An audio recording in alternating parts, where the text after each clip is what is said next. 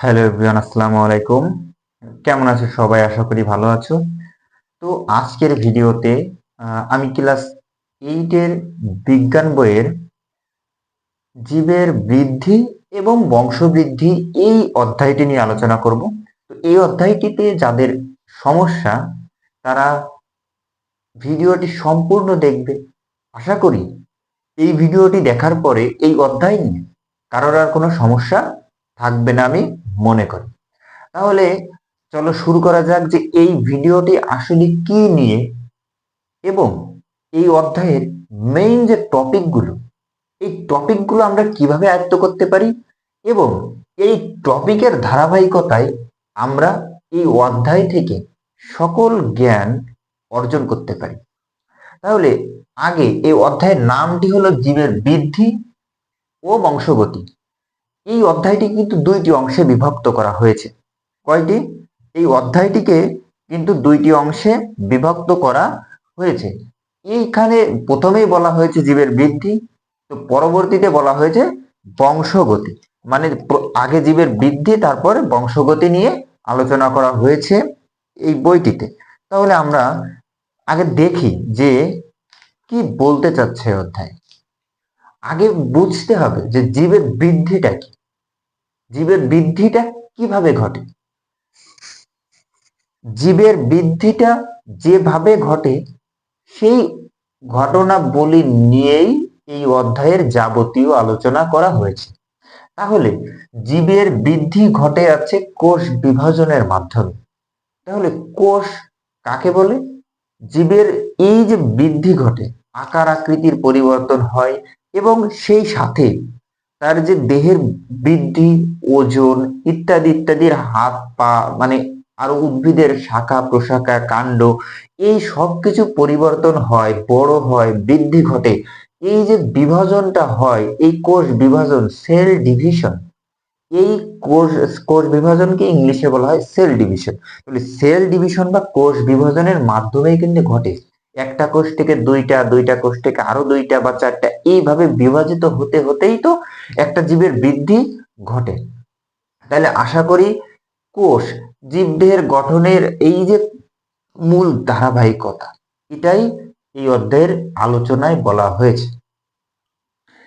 তাহলে কোষের যে মূল বেসিক যে আকৃতিটা, এটা আগে সবাইকেই বুঝতে হবে। যেমন এইখানে এইটা যদি হয় কোষ, একটা কোষ, এই কোষের এই অধ্যায়ের যে প্রাথমিক যে ধাপটি, মানে এই অধ্যায়ে যে নতুন একেবারে শুরু করে তার কিন্তু একটা ভয় এবং আতঙ্ক কাজ করে যে আসলে কোথা থেকে শুরু করবে এবং কি থেকে শুরু করবে। তার আগে তার প্রথমে কোষ চিনতে হবে। কোষের প্রত্যেকটা অংশের নাম জানতে হবে, তারপরেই তো সে বিভাজন হোক আর যাই হোক সে বুঝবে। তাহলে এই যে এই কোষের ভিতরে ধরো এই যে একটা ছোট যে স্থান, জায়গা থাকে বা ছোট একটা জিনিস থাকে, এটাকে বলে নিউক্লিয়াস। এটাকে কি বলে? এটাকে বলে হয় আচ্ছা নিউক্লিয়াস। এটাকে বলে নিউক্লিয়াস। তাহলে এটা যদি নিউক্লিয়াস হয়, এই নিউক্লিয়াসের ভেতরে আরো একটা ছোট জিনিস আছে, এটাকে বলা হয় নিউক্লিওলাস। কি বলা হবে? নিউক্লিওলাস। এবারে নিউক্লিয়াসকে ঘিরে একটা পর্দা থাকে, এটাকে বলা হয় নিউক্লিয়ার মেমব্রেন। কি বলা হয়? Nuclear membrane. এইবার এই কোষের এইখানে যে যে এ, উপাদানগুলো থাকে তাকে বলা হবে সাইটোপ্লাজম। তাকে কি বলা হবে? সাইটোপ্লাজম। এবার এইটা হবে মেরু অঞ্চল আছে কোষ প্রাচীর, এইগুলো জানলেই হচ্ছে। এইবার এই নিউক্লিয়াসের ভেতরে, আমি নিউক্লিয়াসটা বড় করে আঁকলাম, এইটা কিন্তু বড় করে আঁকলাম। নিউক্লিয়াসের ভেতরে এরকম ছোট ছোট ছোট ছোট কিন্তু জালের মতো থাকে। এই ছোট ছোট জালের মতো এই উপাদানটিকে বলা হয় আছে ক্রোমোজোম। কি বলা হবে? ক্রোমোজোম। তাহলে এই কোষ পরিচিতিটা আশা করি সবার হয়েছে। এইবার এই কোষ বিভাজনটা কি? এই কোষ বিভাজনটা হয় আছে তিনটি পর্যায়ে। কয়টি? তিনটি।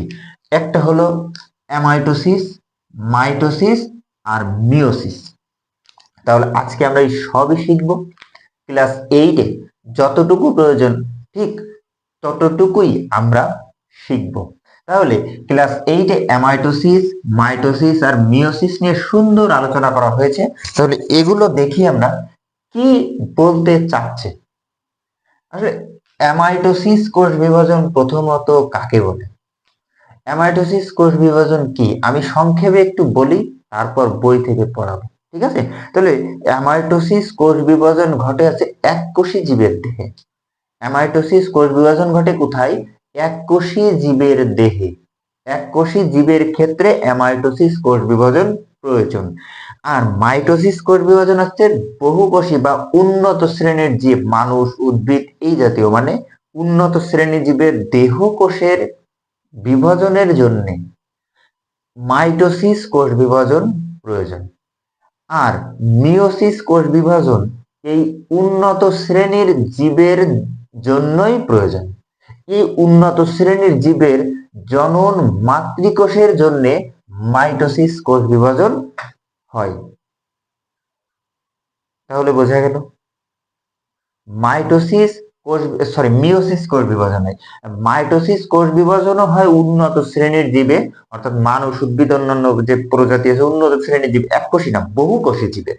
তাহলে মাইটোসিস আর মিওসিস হচ্ছে উন্নত শ্রেণীর জীবে বা বহুকোষী শ্রেণীর জীবের ক্ষেত্রে, কিন্তু এই মাইটোসিস হচ্ছে দেহকোষে হয় আর মিওসিস হচ্ছে জনন মাতৃকোষে হয়। এটা হয় দেহকোষে আর এটা হয় জনন মাতৃকোষে।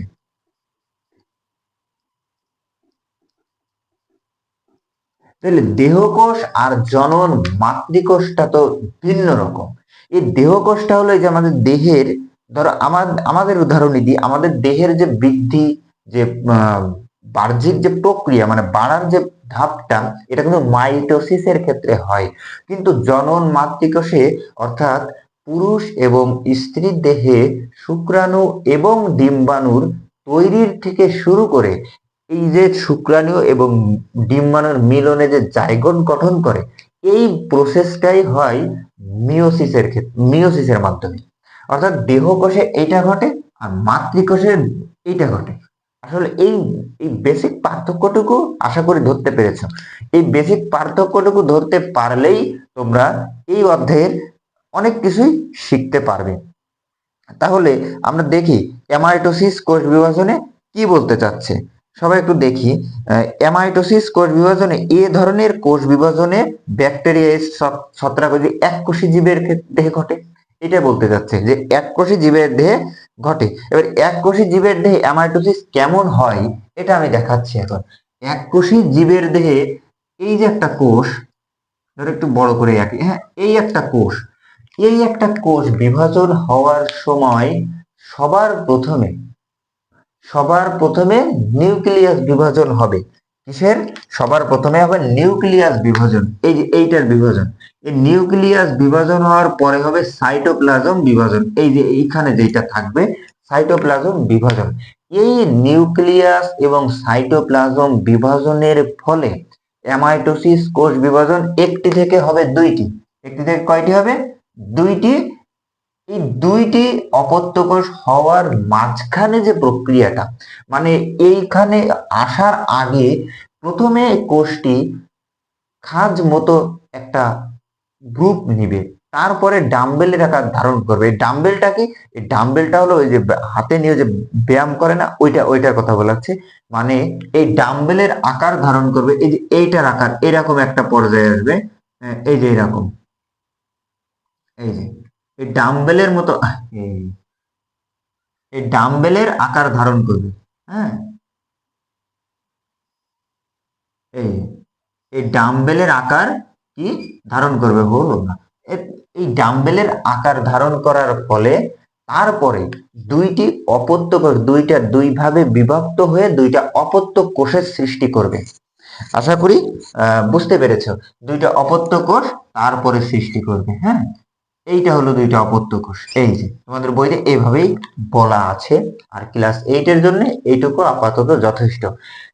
তারপরে আমি একটু বলি যে এই অ্যামাইটোসিস প্রক্রিয়াটা একটি থেকে দুইটি এবং দুইটি থেকে চারটিতে এককোষী জীবের ক্ষেত্রে প্রযোজ্য। আমি আবারও বলতেছি, এইবার ডাম্বেলের আকার ধারণ করবে, নিউক্লিয়াস বিভাজন হবে, সাইটোপ্লাজম বিভাজন হবে, তারপর ডাম্বেলের আকার ধারণ করে দুইটি অপত্য কোষের আকার ধারণ করবে। কিন্তু এই প্রথমে প্রাথমিক যে পর্যায়ে যে কোষটা ছিল, এই কোষের মতোই আমাদের পরে যে দুইটা কোষ পাওয়া গেল, এইখানেও এইটাও যেরকম প্রাথমিকভাবে ছিল, পরবর্তীতে আমাদের এই দুইটাও হবে ঠিক সেই রকম। ঠিক সেই রকম মানে এইটাও যা যা ছিল এই দুইটাও ঠিক তাই তাই আছে, মানে সম পরিমাণেই থাকবে। আশা করি এইটুকু ক্লিয়ার। এইবার মাইটোসিস কোষ বিভাজনটা কি? মাইটোসিস কোষ বিভাজন হলো উন্নত শ্রেণীর প্রাণীর দেহকোষে ঘটে। উন্নত শ্রেণীর প্রাণীর কি দেহকোষে ঘটে।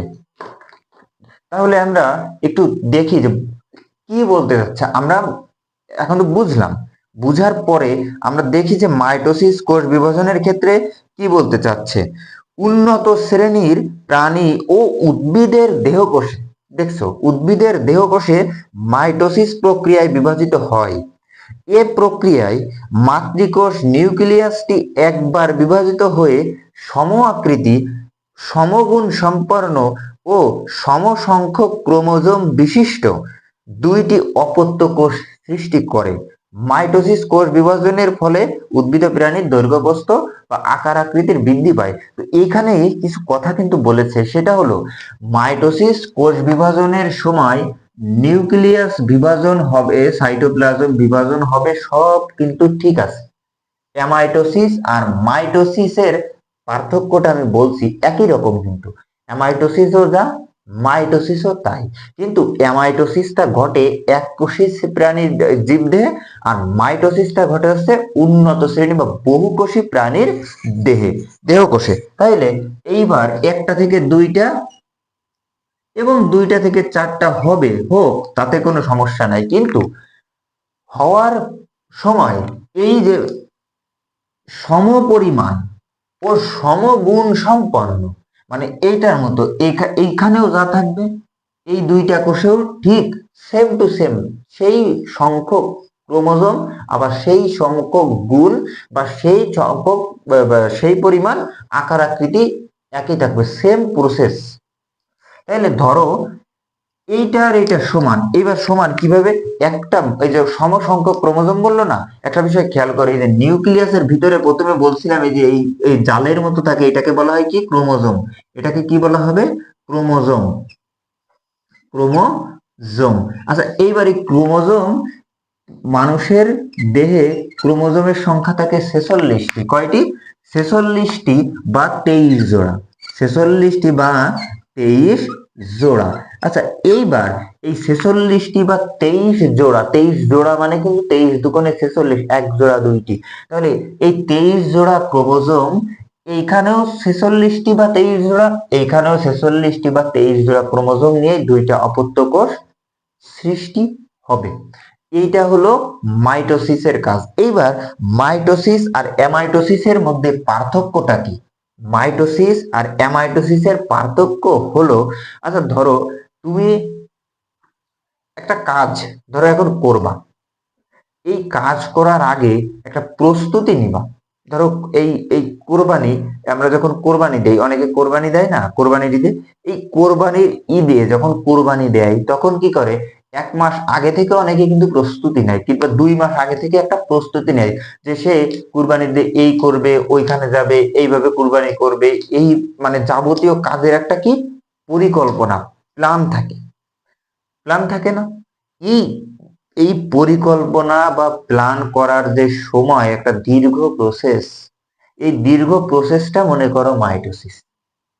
আর ধরো কোনো রকম প্রস্তুতি নেই, কোনো রকম কোনো গোছানো কিছু নেই, একবারে সরাসরি, মানে সরাসরি কাজটা হয়ে যাবে।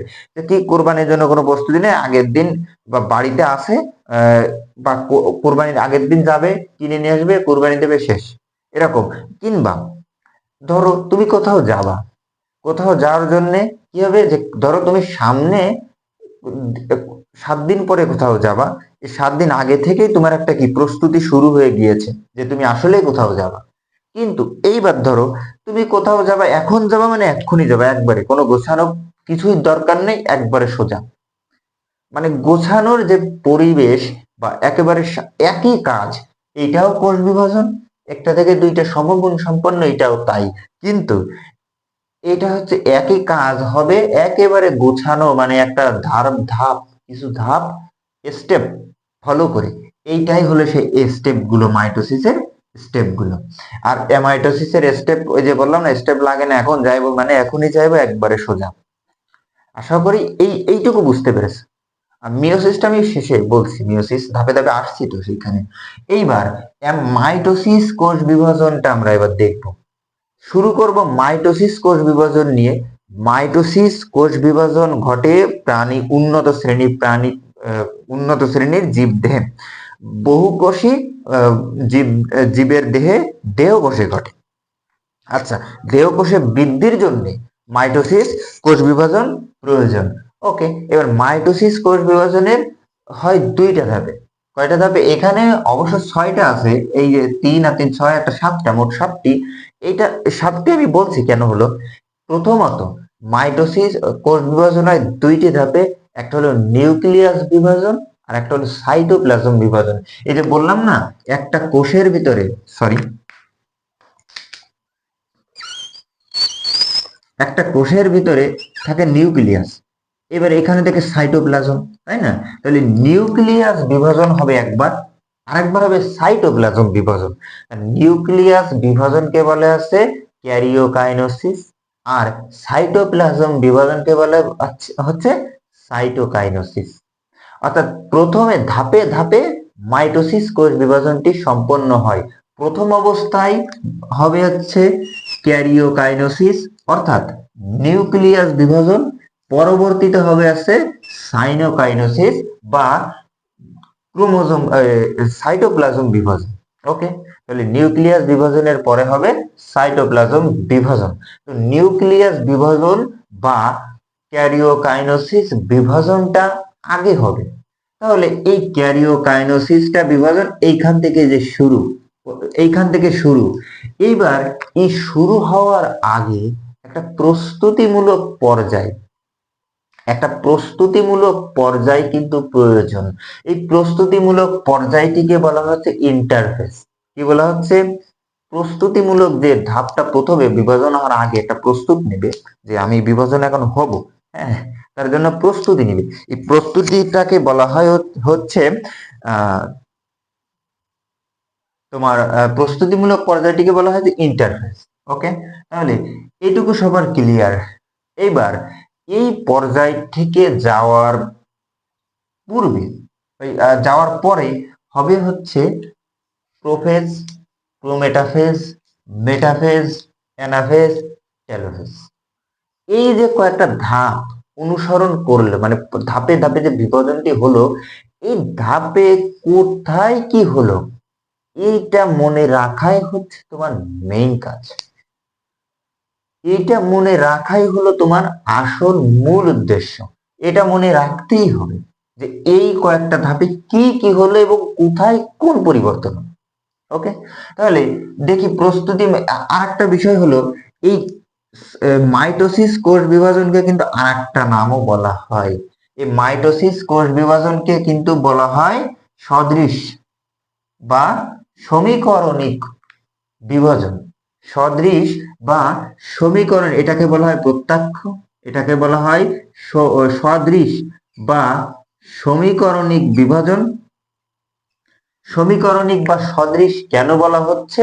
কারণ এইখানে 46টি ক্রোমোজোম, আবারও এইখানে 46টি, আবারও এখানেই 46টি, মানে একটা কোষ থেকে দুইটা কোষ হচ্ছে, ঠিক আছে, কিন্তু হওয়ার পরে একই গুণ সম্পন্ন, একই ক্রোমোজোম সংখ্যা নিয়েই পরবর্তী দুইটা কোষ উৎপন্ন হচ্ছে বা সৃষ্টি হচ্ছে। এই কারণে এটাকে বলা হচ্ছে সমীকরণিক, মানে সমান সমান, হ্যাঁ, সমীকরণিক কোষ বিভাজন। আবার মিওসিসটাকে বলা হচ্ছে কিন্তু হ্রাসমূলক। কেন হ্রাসমূলক? হ্রাসমূলক, এই কেন হ্রাসমূলক এটা মিওসিস পড়ানোর সময় দেখাচ্ছি। আগে মাইটোসিসটা শেষ করি। মাইটোসিসের এই ধাপগুলো আমি তোমাদেরকে পড়াচ্ছি, তোমাদের বইতে যা লেখা আছে, এবং এর মূল যে পার্থক্যটি এটা তোমাদের ধরতে হবে, এবং এটা ধরেই কি তোমাদের বুঝতে হবে যে কোথায় কোন পরিবর্তনটি হচ্ছে, কোথায় কোন পরিবর্তনটি হচ্ছে। তাহলে দেখো, তাহলে আমি জাস্ট বললাম যে মাইটোসিস কোষ বিভাজন, এমাইটোসিস কোষ বিভাজন কোথায় হচ্ছে, এটা জাস্ট বলে দিলাম আমি তোমাদেরকে পুরো বেসিকটা। এবার তোমরা বইটা পড়বে, দেখবে একবারে তোমাদের কাছে পুরো পানির মতো সহজ হয়ে যাবে। তাহলে মাইটোসিস কোথায় হয়? মাইটোসিস হয় নিউক্লিয়াস যুক্ত জীবদেহের দেহকোষে। কোথায় হয়? জীবদেহের দেহকোষে। উদ্ভিদের এই প্রাণীদের আমাদের যে হাত পা বৃদ্ধি পায় না, ছোট মানুষ বড় হয় না, উদ্ভিদেরও একেবারে ডাল পাতা কাণ্ড সব বড় হয় না এই দেহকোষে। ওকে, তাহলে এইবার আমরা এখন পড়বো কি ইন্টারফেজে যে প্রস্তুতিমূলক পর্যায়। এই ইন্টারফেজে একটা প্রস্তুতি নিল, ইন্টারফেজে কিছু প্রস্তুতিমূলক কাজ হলো। এই কাজটি হওয়ার পরে আমাদের ক্যারিওকাইনোসিস বিভাজনের যে ধাপগুলি, prophase, prometaphase, metaphase, anaphase, telophase, এই ধাপগুলোই কি হয় এটা আমরা দেখি। তাহলে দেখি প্রোফেজ ধাপে কি হয়। এই এটি মাইটোসিস কোষ বিভাজনের সবচেয়ে দীর্ঘস্থায়ী ধাপ। মাইটোসিস কোষ বিভাজনের সব থেকে দীর্ঘস্থায়ী ধাপ কেন বলা হচ্ছে? কারণ এই ধাপে, এই প্রোফেজ ধাপে কোষ বিভাজনের সব থেকে লং লাস্টিং কাজটি হয়ে থাকে, মানে সবের থেকে লম্বা কাজটি হয়ে থাকে। সেই কাজটা কি? সেই কাজটা হচ্ছে কোষের নিউক্লিয়াস আকারে বড় হতে থাকবে। বিভাজনের আগে কি হবে? নিউক্লিয়াসের আকারটি বড় হবে, তারপরে পানি বিয়োজনের ফলে নিউক্লিয়াসের জালিকা ভেঙে গিয়ে কতগুলো নির্দিষ্ট সংখ্যক আঁকাবাঁকা সুতার মতো অংশ সৃষ্টি হয়, এগুলোকে ক্রোমোজোম বলে। তাহলে আমি এই বিষয়টা আবার বলতেছি। এখানে প্রথমত, এই প্রথম অবস্থায় এই যখন কোষটি বিভাজন হবে তখন নিউক্লিয়াসের কিন্তু একটা পরিবর্তন হবে। এই নিউক্লিয়াসটি ভেঙে গিয়ে পানি বিয়োজনের ফলে, পানি বিয়োজন কেন বললো? পানি বিয়োজন মানে পানি ত্যাগ করে দিবে, পানি ঝরে পড়বে, পানি ত্যাগ করে দিবে। এই পানি বিয়োজনের ফলে এই ক্রোমোজোম গুলো, এই নিউক্লিয়াসের ভিতরে কিন্তু ক্রোমোজোম উৎপন্ন হয়। কি হয়? ওই যে নিউক্লিয়াসের ভিতরে বলছিলাম না জালিকার মতো থাকে, এই ক্রোমোজোম এখানে তৈরি হয় এই ধাপটাতে। এই ধাপটা অনেক লং লাস্টিং একটা ধাপ। এই ক্লাস 8-এ এইটুকু প্রয়োজন। আপাতত ক্লাস 8-এর জন্য তোমরা এইখানে যা আছে সেটুকু পড়ো। আর যারা 9-এর জীববিজ্ঞান পড়বা তারা আরো অধিক জানবা, আর ইন্টারে আরো অধিক জানার প্রয়োজন হবে। ওকে, তাহলে এইবার আমরা কি পড়বো? এবার আমরা পড়বো প্রোমেটাফেজ, মেটাফেজ, অ্যানাফেজ ও টেলোফেজ। প্রোমেটাফেজে কি হবে? এই আরেকটা বিষয় হলো, তোমরা চিত্রগুলো, বইয়ের দেওয়া যে চিত্রগুলো, এই চিত্রগুলো অধিক মাত্রায় খেয়াল করবে। ওকে, তাহলে প্রোমেটাফেজ, প্রোমেটাফেজে কি হয়? নিউক্লিয়ার পর্দা ও নিউক্লিওলাস নামের বিলুপ্ত হয়ে যায়। তাহলে কি হয়? নিউক্লিয়ার পর্দা, নিউক্লিওলাস, এই যে নিউক্লিয়াস পর্দার যে ঘিরে থাকে নিউক্লিয়ার মেমব্রেন বা নিউক্লিয়ার পর্দা, এইটা কিন্তু বিলুপ্ত হতে শুরু করে। এটা কি হয়? এটা কিন্তু বিলুপ্ত হতে শুরু করে। তো পরবর্তী ধাপে এই ধাপগুলো এইভাবে সাজানো। এর পরবর্তী ধাপে কি হয়? পরবর্তী ধাপে হয় মেটাফেজ। ক্রোমোজোম গুলো স্পিন্ডল যন্ত্রের বিষুবীয় অঞ্চলে আসে এবং সেন্ট্রিমিয়ারের সাথে তন্তু দিয়ে আটকে থাকে। সেন্ট্রিমিয়ারের সাথে কি হয়? তন্তু দিয়ে আটকে থাকে। এবং বিষুবীয় অঞ্চলে কি হয়? বিষুবীয় অঞ্চলে স্পিন্ডল যন্ত্রের মতো ক্রোমোজোম গুলো বিষুবীয় অঞ্চলে আসে। এবারে বিষুবীয় অঞ্চল কি আর মেরু অঞ্চল কি, এটা একটু বিষয় আছে না চেনার জন্য? হ্যাঁ, তাহলে বিষুবীয় অঞ্চল হল, ধরো একটা কোষ, এই কোষটায় এই যে ক্রোমোজোম গুলো, ধরো এই একটা ক্রোমোজোম থাকবে, এই ক্রোমোজোম গুলো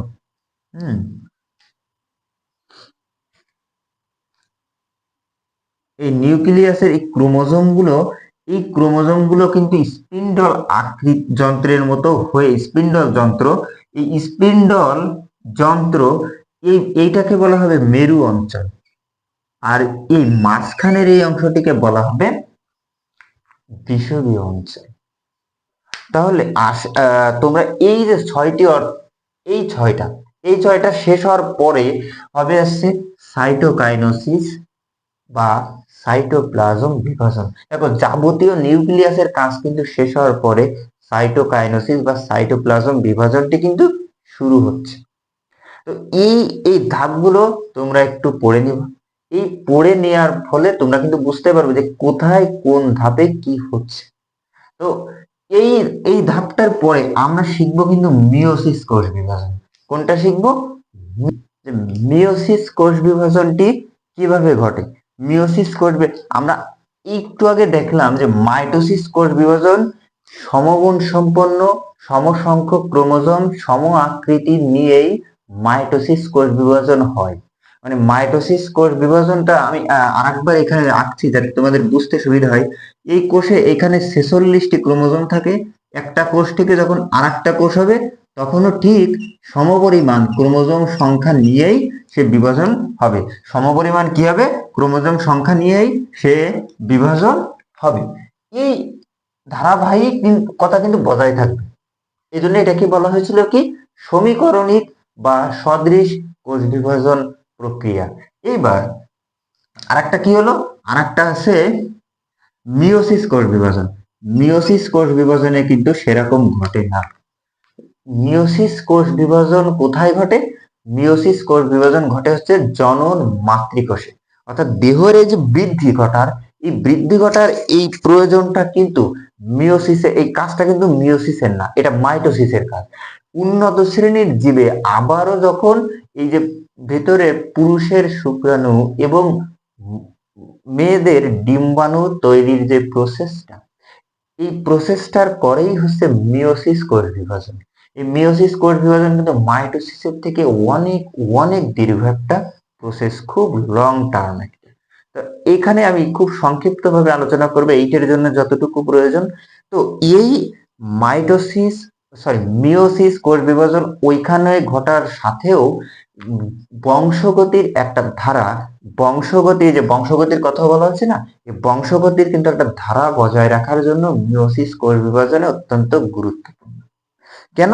কারণ নারী এবং পুরুষের দেহের মিলনের ফলে যখন ডিম্বাণু আর শুক্রাণুর মিলন ঘটে, এই মিলন ঘটার কাজটি হওয়ার পরে যখন জাইগোট গঠন করে একটা কোষ তৈরি হয়, ওইখান থেকে যখন একটা বাচ্চা জন্মগ্রহণ করে, এই পর্যন্ত যে কাজটা ওইটা কিন্তু মিওসিস কোষ বিভাজন দিয়েই ঘটে। তাহলে দেখি কেন হয়, আর মিওসিস কোষ বিভাজনকে কেন হ্রাসমূলক কোষ বিভাজনই বলা হচ্ছে, এটাও কেন বলা হচ্ছে? কারণ এইখানে প্রথম অবস্থায় মানুষের বা অন্যান্য উদ্ভিদ বা প্রাণীর দেহে প্রত্যেকটা কোষে ক্রোমোজোম সংখ্যা থাকে 46টি বা 23 জোড়া। এই 46টি বা 23 জোড়া যখন বিভাজন হয় তখন এইখানে অর্ধেক, মানে এই কোষে অর্ধেক আর এই কোষে অর্ধেক, ওই যে ক্রোমোজোম সংখ্যা অর্ধেক হয়ে যায় বা হ্রাস পায়। এই ক্রোমোজোম সংখ্যা হ্রাস পাওয়ার ফলে একে বলা হয় হ্রাসমূলক বা হ্রাসমূলক বা প্রক্রিয়া, মানে হ্রাসমূলক, ক্রোমোজোমের সংখ্যা কমে যাওয়ার ফলে এটাকে বলা হচ্ছে হ্রাসমূলক। এবার আবারও যখন এইখান থেকে আবারও কোষ বিভাজন হবে তখনও কিন্তু সমগুণ সম্পন্ন ক্রোমোজোম সংখ্যায় থাকবে। এই জন্য বলা হয়েছে মিওসিস কোষ বিভাজন দুইটি ধাপে সম্পন্ন হয়। প্রথম ধাপকে বলা হয় মিওসিস 1, প্রথম ধাপকে কি বলা হয়? মিওসিস 1, আর পরের ধাপটাকে বলা হয় মিওসিস 2। এই মিওসিস 1 মিওসিস 1 এর মতো, আর মিওসিস 2টা দেখো মাইটোসিস কোষ বিভাজনের মতো। কিসের মতো? মাইটোসিস কোষ বিভাজনের মতো। আশা করি মিওসিস আর মাইটোসিস আর অ্যামাইটোসিস এই কোষ বিভাজনগুলো যতটুকু তোমাদের প্রয়োজন ততটুকু ক্লিয়ার হয়েছে। আর একটা বিষয় হলো এই যে বংশগতি, এই বংশগতির যে ধারাবাহিকতা, এটা দ্বারা কি বোঝাচ্ছে? এই ক্রোমোজোম সংখ্যা এই যে কেন অর্ধেক হলো, মানে কিন্তু প্রশ্ন করে যে অর্ধেক হবে কেন, অর্ধেক হওয়ার প্রয়োজনটা কোথায়? দেখো অর্ধেক হওয়ার প্রয়োজনটা ঠিক কোথায়? একটা শুক্রাণু বা একটা ডিম্বাণু যখন একে অপরের সঙ্গে মিলিত হবে, যখন একে অপরের সঙ্গে মিলিত হবে তখন ধরো এটাকে বলা হয় এন, হিপ্লোয়েড আর ডিপ্লোয়েড। হ্যাঁ, হাপ্লোয়েড আর ডিপ্লোয়েড। এই ধরো এন, এখানে এই ক্রোমোজোম সংখ্যাকে ধরলাম 2n, ক্রোমোজোম সংখ্যাকে কিন্তু বলা হয় 2n বা ডিপ্লয়েড। এইবার এইখানে বিভাজিত হয়ে আবার হচ্ছে এন, বিভাজিত হয়ে কি হচ্ছে এন এন। এইবার এন এন যে হলো মানে 2n ছিল ধরো দুইটা এন, এর এই দুইটা এন থেকে বিভাজন হয়ে হচ্ছে একটা এন। এবার একটা এন হওয়ার পর এই শুক্রাণুর ধরো একটা, ডিম্বাণুর একটা, দুইটা মিলেই তো হলো 2n। এই দুইটা মিলে 2n হওয়ার পরে এই যে বিভাজন ধরো হয়েই যাচ্ছে 2n 2n, এই মাইটোসিস প্রক্রিয়ায় দেহটা গঠন হচ্ছে একটা শিশুর। কিন্তু এর আগের যে প্রক্রিয়াটা, এটাকে বলা হচ্ছে মিওসিস প্রক্রিয়া। এবং এই প্রক্রিয়ায় এইখানে যদি 2n হতো আর এইখানে যদি 2n হতো, তাহলে কিন্তু একটা ঝামেলার সৃষ্টি হতো, 4n হয়ে যেত। এখানে কি হতো, 4n হয়ে যেত। তখনই কিন্তু একটা বিপদের মানে একটা অন্যরকম একটা মানে ভুতুড়ে একটা কাণ্ডের সৃষ্টি হতো কিন্তু। তা এইবার আরেকটা বিষয় হলো, আমরা যখন এই ক্রোমোজোমটাকে, সরি এই কোষটাকে, এই যে এর ভিতরে নিউক্লিয়াস এবং নিউক্লিওলাস, এই ক্রোমোজোম, এর ভিতরের এই ক্রোমোজোমটাকে যখন অত্যাধুনিক মাইক্রোস্কোপ দিয়ে দেখব, তখন আমরা দেখেছি যে অ্যানাফেজ ধাপে, অ্যানাফেজ ধাপে ক্রোমোজোমটা এরকম হয়। হুম, ধরো এই যে এরকম, এরকম যে হচ্ছে এই ক্রোমোজোমটা, এই ক্রোমোজোমের এটাকে বলা হয় ক্রোমাটিড। এই দুইটা ক্রোমোজোম যখন ভাগ হবে, তখন এটাকে বলতো ক্রোমাটিড। আচ্ছা যাই হোক, এইবার আমরা যখন এই জিনিসটাকে আরো অধিক মাইক্রোস্কোপ দিয়ে দেখব, তখন দেখব এইটার ভেতরে সিঁড়ির মতো কিছু একটা আছে। এই সিঁড়ির মতো কিছু একটা আছে, ওইটাই হলো ডিএনএ। এটাকে কি বলা হয়, ডিএনএ। তোমাদের বইতে ডিএনএ এবং আরএনএ কথা বলা আছে। ডিএনএ অর্থ হলো ডিঅক্সিরাইবোনিউক্লিক অ্যাসিড, আরএনএ হলো রাইবোনিউক্লিক অ্যাসিড। এই ডিএনএ এইটাকে যখন আমরা আরো জুম করে আরো অধিক মাইক্রোস্কোপ দিয়ে দেখাবো, তখন বিভিন্ন কালার বা বিভিন্ন শেপ দেখতে পারবো। ওইটার কাজ কি, এইটার কাজ হলো জিন বহন করে। এই জিন বহনকারী ডিএনএ মানুষের দেহে বৈশিষ্ট্য, এবং এই যে দেখো না, এ একজন শিশু একজন কার মতো হলো, এর রং কেমন হলো, কার মতো মানে পূর্বে বংশের কার মতো হলো, এইটাই কিন্তু এই ডিএনএ বা জিন বহনকারী এই ক্রোমোজোম, এই ডিএনএ থেকে কিন্তু আসে। আশা করে বোঝা যায়।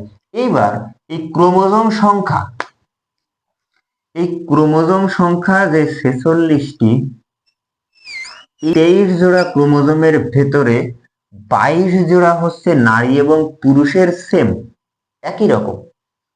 কিন্তু বাকি এক জোড়া হচ্ছে আলাদা। বাকি এক জোড়া কি আলাদা। এই 22 জোড়াকে বলা হয় অটোমোস, আর এক জোড়াকে বলা হয়েছে সেক্স ক্রোমোজোম।